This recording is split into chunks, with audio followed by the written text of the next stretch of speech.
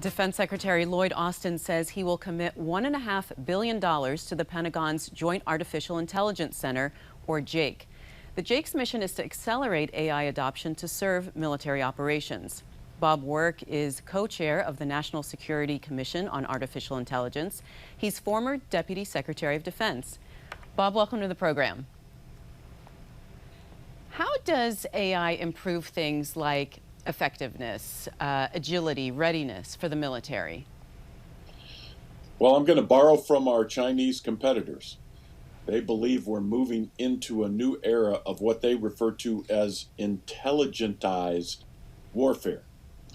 With artificial intelligence at its core, with big data, cloud computing, the Internet of Things, and what it's going to really wind up being is make everything more effective, because the artificial intelligence will be providing information to humans that they might not otherwise not have, and make them more effective decision makers at all levels in all positions.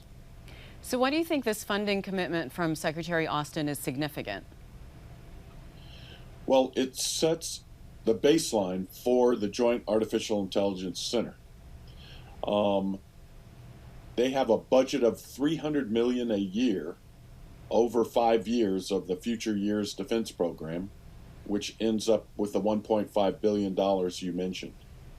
And that money is going to provide the foundation necessary to make the Department of Defense a world-class AI competitor.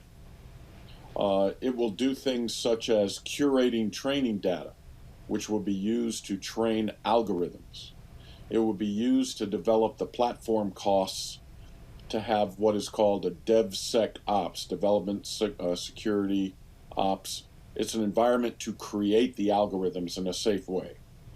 It's going to pay for the test and evaluation activities for AI tools and systems. It's going to do what is referred to as responsible AI activities, such as human systems integration, validation and verification of these AI tools. And most importantly, it's going to start funding what is called the ADA, the AI and Data Accelerator, which is a big move on the department's part to get these applications out to the regional combatant commanders, who, as you know, control all military forces in their regions. Well, you know, a big requirement of artificial intelligence is training and development data. As you mentioned, the data. What is the Pentagon's plan to collect that massive amount of data and store it securely? The Deputy Secretary of Defense, Kath Hicks, recently sent out a memo establishing the Chief Data Officer, and made several data decrees. And essentially what it says is all data in the Department of Defense belongs to the Office of the Secretary of Defense. Everyone will contribute their data regardless of what is happening. The department will curate it, will use it to make everyone smarter at all levels, whatever they're doing, whether it's deciding how many airplanes to buy or they're doing operational problems. So the data is absolutely key. Data trains the algorithms. The algorithms run on hardware in systems. And from this hardware, you have applications. So it's the combination of the data, the algorithms, the hardware, and the applications where you see the improvement in productivity and effectiveness across the department. And Bob, what do you see as the biggest barriers to fielding artificial intelligence systems in the military? Well, the first thing is just funding. Everything is competing for a very constrained top line. So we will go as fast as the funding allows. Secondly, we have to develop trust with these AI systems. The operators have to trust them before they start to rely on them and use them. So there's going to be a period of time where we figure out how to do test and evaluation of the systems to establish trust. And then we have to do validation and verification of the systems so that the operators know how they're going to perform.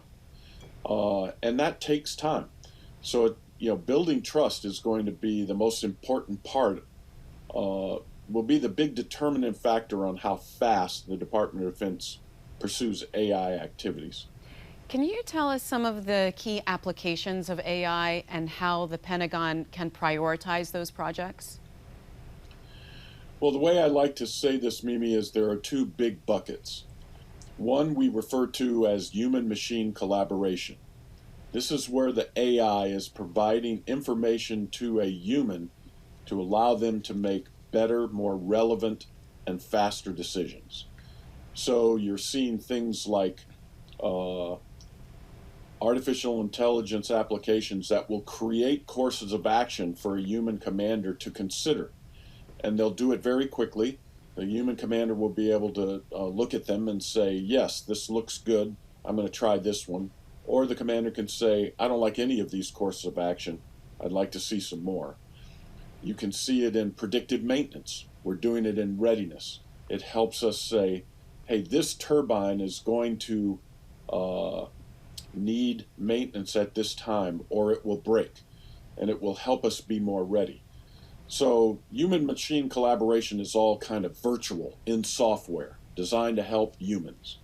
And then there's autonomy in motion, which is all of the unmanned systems, unmanned aerial systems, unmanned ground vehicles, unmanned surface vehicles on the surface of the ocean, unmanned underwater vehicles. And you're going to see just a big explosion of all of these types of systems working in concert with manned platforms to take on the toughest problems. So you'll see everything kind of sort out into, autonomy at rest and autonomy at motion. And what will happen is the JAIC will allow or help commanders say, this application will give us the biggest bang for the buck. Let's pursue it at scale. That's what the Joint AI Center is designed to do.